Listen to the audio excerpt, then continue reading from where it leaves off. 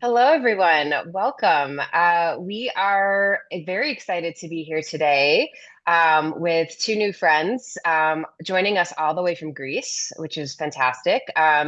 Members, welcome. I am Lindsay with Flight Cleveland. We have Victor, your flight club manager here, Taylor Wolf with Skurnik Wines, and then we have Anastasia and Mariaelena with Monemvasia Winery, all the way from Greece today. So we are going to be talking about the Volta's Dry White, which all of you have in your wine club release for July, along with the history of the winery, who these two fantastic women are, and what they mean to the winery, the history, and all the other wines that they're working on. And it's going to be a really fun conversation. So let's hop right in. Um, Ladies, tell us a little bit about yourselves, your winery, where you guys are, your parents who started this amazing project. There's like so much to go over with this. So let's start with both of you. So maybe you can introduce yourselves and tell us a little bit about what you do with the winery, and we'll start there. That's great. So maybe I'm the eldest. Maybe I should start. I'm Mariaelena. I have studied at the Agricultural University of Athens. There I learned a few things about enology and viticulture. At the winery, I mostly work as an enologist during the harvest season, where when we are actually making the wines. And the rest of the year, I do a little bit of winemaking, a little bit of office work, boring stuff like Excel or, just uh, files and communications with clients, different kinds of things. And my role at the business is during that part of the year, like an export manager. So I am the person that is always going to be on call when there is a conversation to be happening around our wines with our importers or our clients overseas. So that's what I do. Fantastic. Hello, I'm Anastasia. I am the middle child. I'm the second one. I am a chemist, but also I did my master in enology. I am part of the enology team with Mariaelena and Andreas and our dad, Yorgos. And also, I'm responsible about ordering basic supplies as bottles, etiquettes, all these things. And I am a little helper of our mom and dad with doing tasks that they don't want to do it or they don't have the time. Also, yes. But I'm also responsible for the marketing of our winery. I forgot about that today because, The That's main yeah, okay. thing. yeah, it's my main thing. Yeah. The big I did role. all the other stuff today. Yeah. So there, you said eldest, middle child. Is there, how many more siblings do you guys have? A little sister. Oh, is she Starting, involved in the yes. winery too? She's an enologist, but she's still Oh, studying in the university. It's her last year. oh, wow. Okay. Yeah. We Perfect. anxiously wait for her to graduate and come join us. Put her to work. Help. Come with us. I love it. I love it. So your parents started the winery back in the late 90s. Maybe tell us a little bit about the history of how they got involved and the history of where you are, because there's a lot of history there. So, first of all, maybe we should start from where we are located because that's the beginning of everything. We are Monemvasia Winery, Tsimpidi. Tsimpidi is our family name. We are located in Monemvasia. That's why we named the winery after the region because the whole project was based on the history of the region of Monemvasia. And our parents, and especially our father, was very passionate about the history of the region. In 1997, when he first started the winery, he thought that it was missing from the area. A part of its heritage was missing. The heritage that connected Monemvasia with the production of wine. In the Middle Ages, especially during the last centuries of the Byzantine Empire, Monemvasia used to be a very famous winemaking region, but in modern times, not anymore. So this was the beginning of everything. He wanted to recreate the historic wine of Monemvasia and to find which were the local varieties used back in the day to produce it, the traditional techniques and methods that were being used back in the day, and to recreate it using those techniques and those varieties. And that's how Monemvasia Winery came to be. It was something that he did to reinstate a part of the lost heritage of the region. And that's how the rest of the family got involved as well. So, did he have a background in winemaking or working in wineries before he started this? No background at all. He studied physics in the university, and after that he had a discotheque and a bar. Yeah. Yeah. So he's kind of adjacent. He likes serving wine. Yeah. And our mother was a school teacher for many years until she joined the business full time. Okay. But they And were when she really joined, passionate oh, about sorry. the the things that Mariaelena mentioned about the heritage of a region in the winemaking, and so they basically started from the scratch. The winery, no vineyards, no background, no, I don't know how to say, πόσο Mariaelena λεφτά, money, No big funds or no big, capital Hmm. to start their investment with. They just found it as they went, really, Hmm. yeah, Hmm. how exactly, to do it. And they worked really hard, to be fair. If they hadn't worked hard and really believed in what they were doing, I think they will not be able to make it. yes, Yeah. And us, we have a very different background in comparison to our parents. We studied in the university relevant subjects that gave us a lot more, let's say, theoretical knowledge in terms of what we were doing. Uh, and we went to join the winery and the business at the stage where things were starting to make sense and to have a much more solid um, structure, Hmm. because at the beginning it was more like mesh, guerrilla winemaking. yes. Yeah. And did you both always know that you wanted to be involved with the family business as you were growing up? So that's a difficult A tough question, question. It's really actually. tough. It's hard to So answer. Yeah, Marilyn. maybe Anastasia, do you want to go first? Okay, so for me, I had mixed feelings about it because uh, I really liked winemaking and I really appreciated our parents' work and how passionate they were. But also, I had other things that I really liked, cinematography. Marialena also really liked cinematography too and fashion.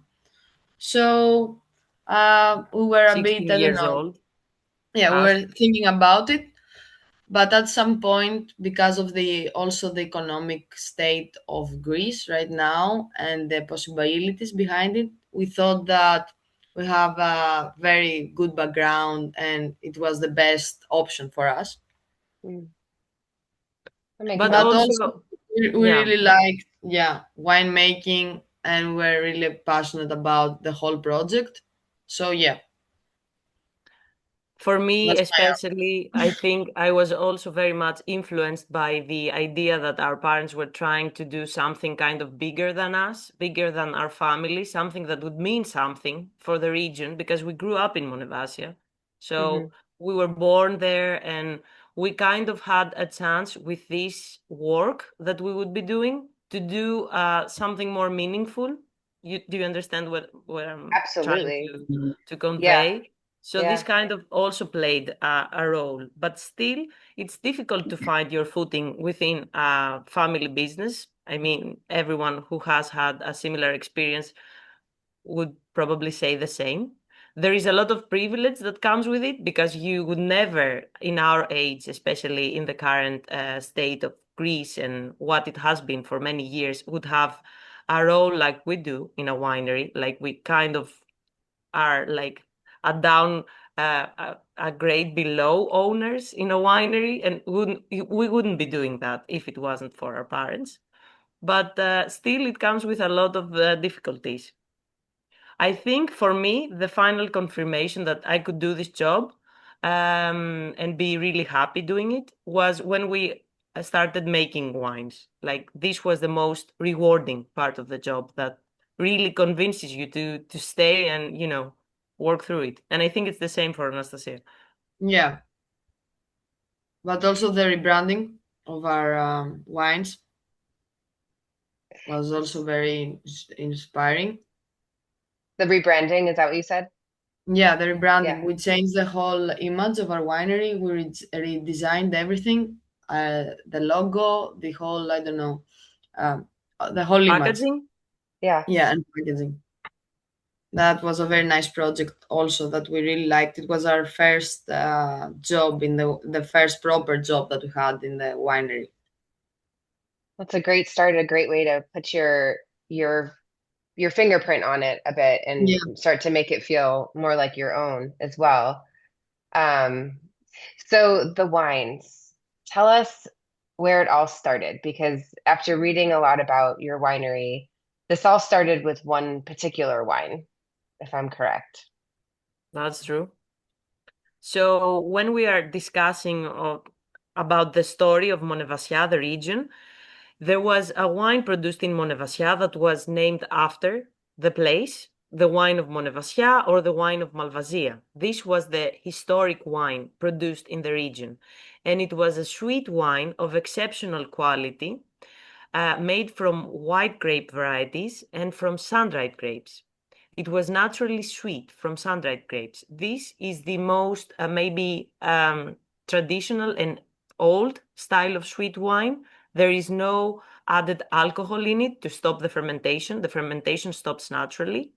And it is a wine that really, really needs some aging in oak to really reveal its complexity and its signature character. It is an amber-colored wine, and we know from testimonies in the past that this was a wine of high quality and high enough to be served at the imperial table of the emperors in the capital of the Byzantine Empire, which was Constantinople back in the day and modern day Istanbul. So we have references of this wine produced in Monemvasia starting around the 12th century, to give you an idea. And once the Byzantine Empire collapsed around the 15th century, I hope I'm not mistaken with this because I'm gonna get burned in the comments by someone. So yeah, after that, Monemvasia stopped produced the wine that made it so famous. And in modern times, we had to work with the scientists and the archaeologists, historians that had really studied its story and to indicate where we could go with our experimentation and produce it in modern times. So this is the most special wine, the Monemvasia Malvasia wine. And this is why this is the history you're referring to, that your father was really connected to in terms of the winery and sort of bringing this back. That's kind of where it started. And you're so it's being produced now, and how is that going? Have you guys? It sounds like it got all kinds of help from archaeologists and other people who'd studied. So what kind of work did you guys have to do to bring this wine making style back to life? So the first step was to identify, with the help of the scientists always, because a winery is not a lab. There is experimentation that you can do, of course, and try out different things, but the scientists indicated which grape varietals we should be trying to work with based on their research. So first step was the experimentation with different grape varieties indicated by the Wine Institute of Greece, do experimental winemaking with those grapes, and once the results were satisfying enough for our father and the scientists that oversaw this experiment, we decided to plant 30 hectares of vineyards using those grape varieties that were deemed as the most probable and the best to be used in the recreation of the historic wine. So that was the first step. The biggest investment we had done so far was the creation of vineyards. In Monemvasia, this is essential because in modern times, the whole land is planted with olive trees, where in the past vines would grow. So we had to really do a very big investment in planting the grape varieties that were lost essentially in modern times. So that was the first step. The next step that came afterwards was to submit to the ministry the actual wines that we had made, the experimental wines, to actually assess their quality and to see if they were great enough for them to start the procedure of getting a PDO approval. I don't know if you are familiar with the European classification system. PDO actually means Protected Designation of Origin. You already know this, but for someone who doesn't know, it's really the whole idea behind the marketing of wines in Europe, that a wine is special because it is made in a very specific area. That's what it essentially means. With specific So, restrictions also. yes, with very, Yield. as you said, yeah, with specific requirements and restrictions. Right. So, to get a PDO approval to produce a wine, you need to be able to prove the quality of it, that it's very exceptional and high, and also to indicate the historic reasons why you should be producing this wine in this small region, this small piece of land. So that was the next step, to actually set the procedure for approval in motion with the help of the ministry. Because in the EU, you need to be able to have a PDO approval for an appellation that would pass by the whole countries that participate in the union. So you need to have a very solid case historically and also in regards to quality. So that was the second step, which was quite difficult, even maybe more difficult than the creation of vineyards, because it involves a lot of bureaucracy and politics, even, as you can imagine. Yep. And after from 1997 until 2010, they were trying to do specifically that, taking the first steps to plant the vineyards and starting the process for the approval. 2010 was the first official vintage we could produce under the PDO appellation of Monemvasia Malvasia. So that was the big milestone for us. 2010 was the first vintage, and right now in the market we have released the 2012, which is right now available and people are drinking all over the world. So Right here. Oh, yeah, there right it here. is. Fantastic. Yeah, and also the good marketing with the whole box. Love the rebranding. Thank you Thank so you. The much. bottle is beautiful. Really appreciate it. Yeah. So Thank you. Taylor Thank you. brought that bottle and the box to flight, and we have the back of our bar is painted in a black and white pattern that's really similar to your marketing on that box. So he was like, Okay. "This was meant to be here." Yeah. Oh, nice. That's so nice. Yeah, it was fun. So we know now a little bit more about the history of the first wine that kind of started everything. Tell us a little bit more about what came next in terms of the wines you started to produce. Anastasia, would you So, like to do that? so we mainly work with, as Mariela mentioned, with local grape varieties. So the most well-known one right now is the variety Kidonitsa. Kidonitsa in Greek, it means little queens from the fruit because the grape has a really thick skin, and if you bite it, leaves your mouth dry. It's tannic. Yeah. Yeah. Another local variety is Monemvasia. It has the same name as our place. It's a very rare variety. You can find it in our region, but also in the island of Paros. So this one is very unique too. And also we have Asprudes. It's a family of varieties of local grapes. We have started a research program about the specific varieties, and the first results, Mariaelena, tell me if I'm wrong. It's seven different. Am I right? It's a seven different clones. So, σωστά. Oh, wow. Varieties. Yeah, Yeah.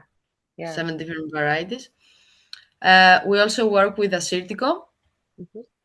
We really love Assyrtiko, and it matches very, very well with our terroir because we are in a very warm and dry region. And as you know, Assyrtiko, even in the warmest and more difficult climates, it can produce high quality wines with high acidity. So this is very helpful for us also. And also we have Ayurgitico, the most well-known red grape variety of Peloponnese, and also Mavrudi variety. This one is not so famous, but yeah, it's a local grape. And we also have a few, I don't know how to say it, plantations, Plantings. What do you want to say? plantings of the variety Limnona. Miona. But Okay. Limnona is originally from the region of Thessaly. It's not uh, from our region, but we really, really love it as a variety. So yeah, that's basically our varieties. I love hearing So, about all that because it's so like we're used to seeing Assyrtiko, Ayuritico, um, Moscofilero. Like we're used to seeing some of these, I guess, more famous grapes coming out of Greece, but we don't always get to hear about the smaller indigenous grapes of the region. People aren't talking about them as much. So this is really interesting to hear about this from you.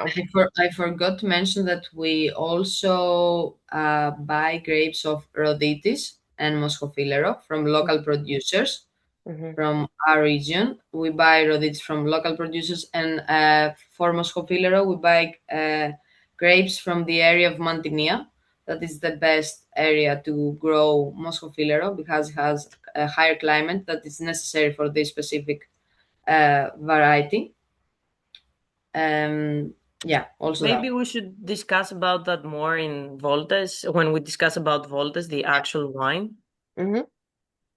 Absolutely. So, but maybe it's a bit, I don't know, too much hearing about all these Greek varieties that are unknown to you.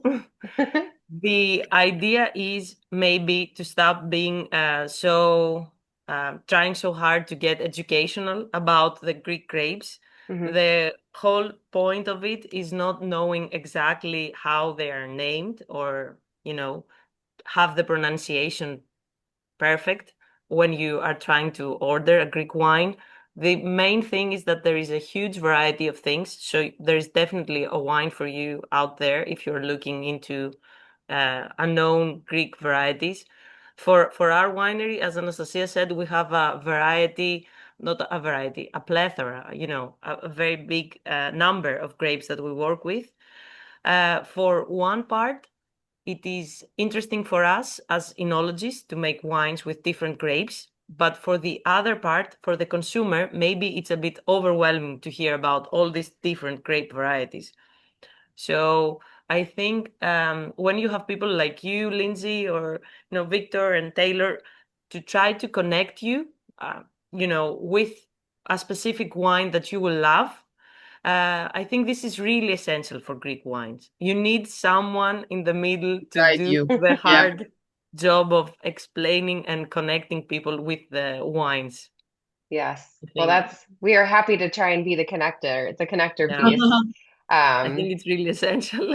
it is. Well, that's exactly what we're all doing here today is we're, excited about something that we got to taste. And while some of where you guys are from and some of the varieties involved may not be familiar to our members, um, this is really fantastic white wine, and we're very comfortable with putting this in front of everyone in the summertime and knowing that it's going to be enjoyed with summer meals and summer friends and hopefully outdoors and enjoying themselves. And that's kind of what it's all about when it comes down to it. If you like it, it doesn't really matter what's in it, but you just want to enjoy it and know that you can come back to it time and time again and it's going to be a winner. So, but Yeah, 100%. maybe this is a good time to talk about the Voltes Whites now that we're kind of dancing around the subject. So maybe you guys can tell us a little bit about the Voltes project and how the white and there's a red as well, how those two wines came to be. So voltes in Greek means strolls or walks. I don't know if I'm pronouncing it right. Like when you go out for a simple walk or, Yeah, to take some air, yeah, or with friends, yeah. enjoying nature, a view, whatever. That was the idea. Very easygoing name to match the easygoing and very friendly character of the wine. That's the idea. There is a local landmark also in Monemvasia that is called Voltes. It is a winding path that takes you to the upper city at the old town. Mm. So I think for us, it kind of proved to be a very playful name. It has different meanings. There is also a metaphorical use for it, like the turns that the screw cap does in Greek are also called voltes. Mm. So there is a lot of playing that you can do with it. And it is a wine that is a blend, as Anastasia said before, of Rhoditis and Moscofilero. Those two grapes are very, very typical of the southern part of mainland Greece. If you are looking into Greek varietals, Rhoditis and Moscofilero are definitely two of the grapes that you are going to see. Are very well loved by producers and by the people drinking wines. Rhoditis tends to be more fruity, and Moscofilero tends to be more floral and aromatic. So as a blend, they work wonderfully together, I think. Anastasia, do you want to add something to my I description? don't know if you are interested about learning about the percentage, 70% Moscow Filero and 30% Roditi, so the bigger The other percentage. way around. You I'm said sorry, 70% Roditis and yeah, I'm sorry, 30% Moscow Filero, so the bigger percentage is Roditis. Okay. Yeah, And also. and do you have that, is that the same percentage every year, or do you change it based on how things look in the vineyard? great question. So we changed it slightly, Yeah, like 10% more or less. or even Depends less. on, Yes. yeah, or even less. So It is usually Rhoditis is the dominant grape. yes. Yeah. Because we want to maintain the drinkability of the wine, and Rhoditis tends to be, I don't know, very pleasing for you to Hmm. keep drinking. And Moscofilero just adds the little bit of spark it needs to really, really be even more enjoyable. Like Hmm. an aromatic intensity, a little bit of complexity of aromas as well, and the acidity. And I think Anastasia is improved by Moscofilero a little bit as Yeah, well. it helps us also with the acidity. Mm. And the vinification takes place in a stainless steel tank, Hmm. and the fermentation is at a controlled temperature, around 18 Celsius. And after that, we do a short maturation on the fine lees for about 2 to 3 months, depending on the year. Also, Okay. Looking for texture with that, for anyone who's wondering why they would yeah, let the exactly. let the wine rest. And then we know that there's also a red that's in the Voltes line. Maybe you guys can tell us a little about that one in case people fall in love with the white and then they need to try the red as well. Sure, that would be great. So, our red wine is something that our Voltes red wine is something that we made while having the idea in our heads how to convince people to drink more red wine in Greece. So Mm. that's how it started. We have seen a decline of consumption of red wine in Greece. I don't know if you find this surprising, but Greeks tend to drink more white and rosé in comparison to red. So we really wanted a red wine that would be fruity, very easy to drink, with soft tannins, that you could enjoy chilled if necessary, if the weather dictates that it would be nice to have your wine a bit cooler. And that's how the style of Voltes Red came to be. It is also a blend, as is the white, of Agorgitico and Mavroudi that Anastasia mentioned before are two of the grapes that we cultivate in the area, both us and the local producers. So it is a very fruit-forward red wine, and I think it has the same quality as the white. Very easy to drink and, kind of approachable for me. Yes, and the bigger percentage is Ayurvedico this time. Okay. Yes. Okay.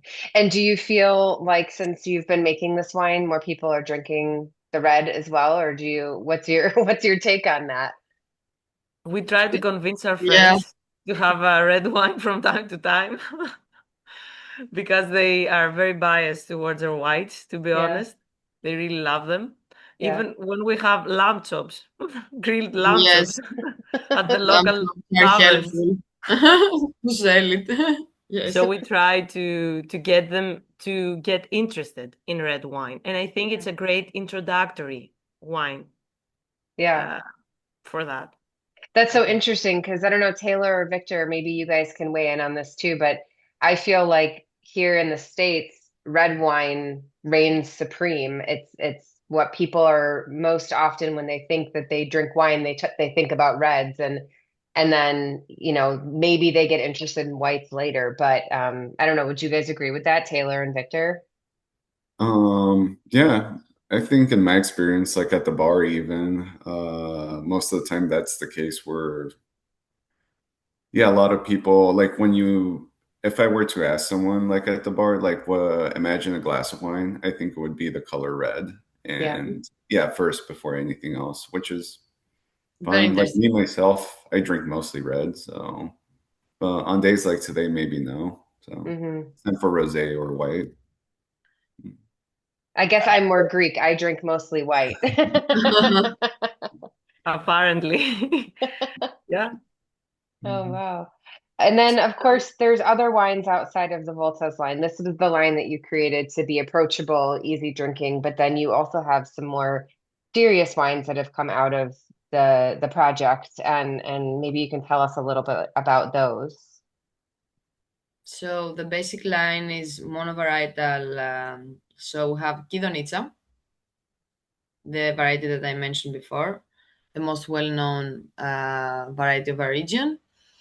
And we also have an aged version of Kidonitsa, Kidonitsa Mature 2019. That is really interesting.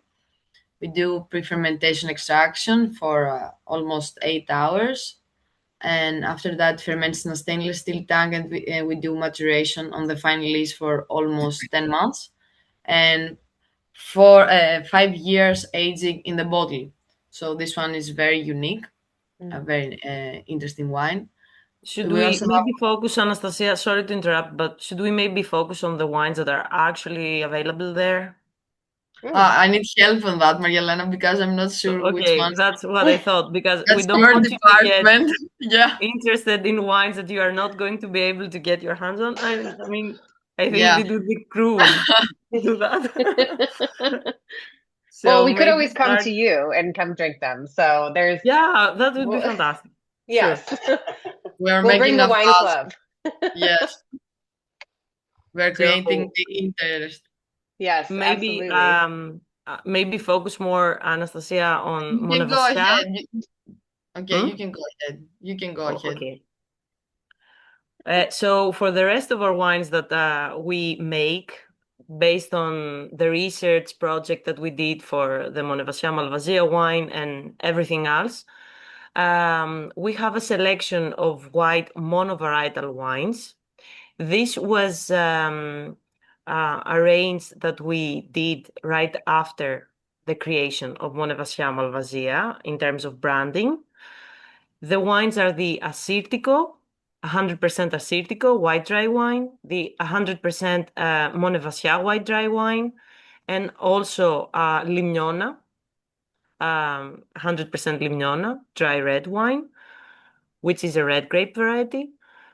And then we also have our blends like the Voltes or some other aged reds that we do, which are also blends. But the main line is the monovarietal line.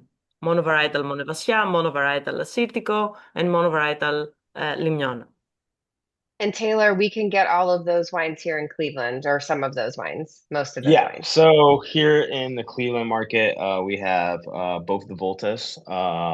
We have in stock Limonia, the Assyrtiko, and then the Monemvasia Dry.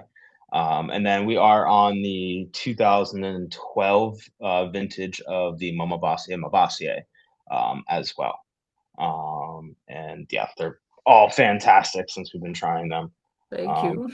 Yeah. Thank And you. then I have one little question that's going back to something else, if I can ask. I think I asked this to you at our trade show earlier this year, is on the labeling of the Monemvasia Dry, there's the island.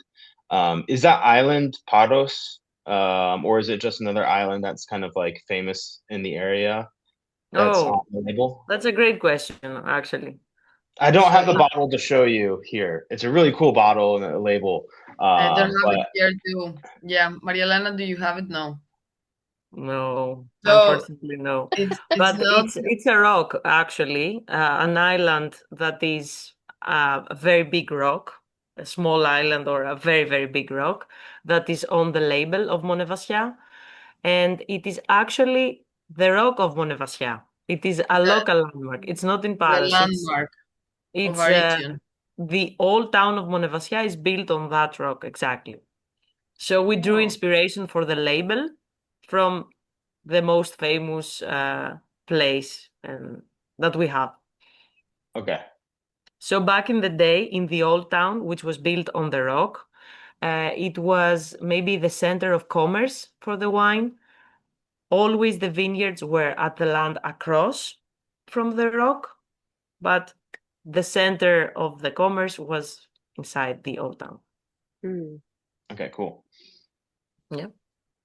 Victor, do you have any questions? I was gonna just ask more on just out of curiosity, in the monovarietal lineup, not their Sitzico, but the Limonia. Limnona. Yes. How is that wine? How is that grape? Just out of curiosity. So Limnona is a grape variety that has a very thick skin and it ripens relatively late because of that. It is a very big bunch that needs more time to ripen fully. So in warm places, warm areas like Monemvasia, this is a huge advantage if you want to produce a more refreshing kind of red wine, not the overcooked fruit kind of flavor profile, but rather the more fresh and punchy fruit. But So also it's not very tannic. yeah, It's not It has tannic, even with it has the thick grape. Okay. yeah, it has a thick skin, but it's not so tannic, so that's very unique. Yeah. And also it has a lot of colors. A lot of color. It's very vibrant, the color. so we use this grape to produce our Limnona monovarietal because we find it an ideal grape variety to produce this style of red wine. A wine that has some tannic structure, just enough to make the wine feel more enjoyable and more crunchy, with more aromatic intensity and more fresh fruit in it rather than the Nice. Okay. more ripe Yeah. It still variety. sounds very approachable, so that's why I was curious to hear more about this, pretty much. Yeah. What would you have with that? Would this be where you do lamb chops or something of the sort? Sure. In Okay. the area, we do lamb chops with anything. Yeah. Okay. Fair point. Fair point. So Yeah, on the we could topic. also do more. Sorry to interrupt, but it just occurred to me because it's summer. So right now it would be also an ideal wine to pair with a variety of, vegetarian dishes as well.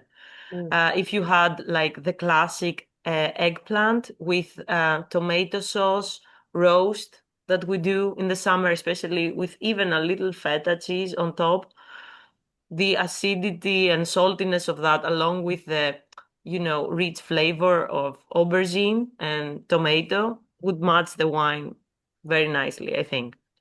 For Nice. example, it wouldn't be like, I'm not looking for the perfect pairing. I'm just saying things that come to mind that would be enjoyable, and based on what we actually eat while living in Monemvasia. Lamb chops are, of course, always on the menu for us there. But even maybe dishes like that have seafood and tomato sauce could also do a great pairing with it. Something that has octopus or maybe mussels and things like that. Yeah. And what about the Volta's white? What would you pair with that? Because our group will get to maybe take some inspiration and go cook and Anastasia drink this cooks bottle. greatly, so she Yeah? will tell you what to pair with the food. She will know with the wine. Grilled fish, maybe. Sorry, what? Fish, grilled fish Grilled would Classic. fish. be Yeah. ideal. Or a pasta dish with πώς λέγεται τα μαλάκια και αυτά. Seafood? Seafood Seafood pasta dishes? also. Yeah, it's ideal match also. But we have a local pie with herbs called chaitia that really matches with Voltes White also. So With filo yeah, pie, with essentially, filo pie. Yeah. Yes. Or with greens. dolmadakia also. Do you know dolmadakia? No. So you have the filo, the leaves of vinegar of the vine, Hmm. and inside you have rice with herbs. So it's very delicious, and lemon sauce also. Oh. We need a second podcast only with the recipes. Yeah. So this is a We're very all good match cooking. also. I love it. That's fantastic. Yeah. Are So there any, anything, yeah, I was yeah, gonna say, is there sorry. anything else that we didn't, we talked about a lot, and I feel like this group, I'm enjoying this conversation so much we could probably talk all afternoon, but is there anything else that you feel like we really need to know about the winery and about you guys and your wines that we didn't get to touch on? I know, it's putting you on the spot. So, We're like no, I was just thinking. that our winery is you can visit our winery that we do wine tastings Oh, also. fabulous. Great. I don't know So how to say if we have description. guests heading to Greece, we should connect them with you. Yes, it's 10 Absolutely. 10 minutes from the big city, the bigger city of Monemvasia. So Hmm. it's easy to reach. You can learn more about our winery and our wines there also. So yeah, we invite you to Maybe come. Anastasia will cook for you. Yeah, maybe Hopefully. if it is a good day. Yeah. Yes. Amazing. Taylor, From Victor, me, anything to add? Oh, go ahead. No, please, yeah, Mariaelena. from me, maybe I wanted to share that uh, we are a small to medium-sized winery for Greek standards. Hmm. We are family run and we work with indigenous grape varieties. I think if you take our winery in the large scope of things, how they are in Greece right now, we kind of represent with our wines a new era for Greek wine that is, I think, very worth discovering. We have more focus on the indigenous local grape varieties, but we really discussed a lot about that part. But there is also another part that says that um, it is a very sustainable work that is being done in Greece, all over Greece, with wineries like ours or even bigger than us. We are never really, really big scale when we are discussing Greek wine. So everything has a very human touch to it and a lot of passion involved. I don't know if this came across, but we are discussing a winery with that owns 30 hectares of wines, and we grow those wines of those grapes organically. And we work a lot with the local heritage and the local indigenous grape varieties. So we are really happy and proud that we can connect with those wines with people that are located and are living at the other side of the world. And it's very exciting for us, really exciting for us to be here and to be represented with our wines in those homes and, in a variety of occasions that are far away from us, but still connected with us. So it means a lot, really. That's what I wanted to say. I love that. That's a really nice way for us to close our conversation, and we're really excited to help get the word out about your wines and to get those wines in people's homes and in people's celebrations, or even just in people's everyday lives, just to drink something delicious. We're very excited. It's been lovely to speak with both of you. Obviously, we have to get together and we all have to cook and drink wine together because we've decided that that's what's going to happen next. So, Yes, um, Dolmavagia.